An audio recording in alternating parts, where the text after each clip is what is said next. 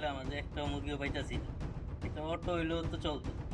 কত কষ্ট করে মেডিসিনটা লাগাইলাম, ওই যে একটা সিঞ্জি দেওয়া যাইতাছে।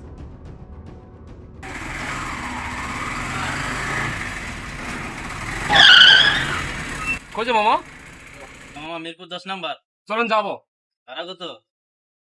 300 টাকা ভাড়া দিবেন। আমার দেন তো মামা, কই যাইবে একটু শুনেন তো ভালো করে। দেখি। Hello, hello. হ্যাঁ জি। হ্যাঁ মামা দেন, হয়েছে। শুনছেন কোন জায়গায় নামু? জি মামা, হ্যাঁ দেন শুনছি।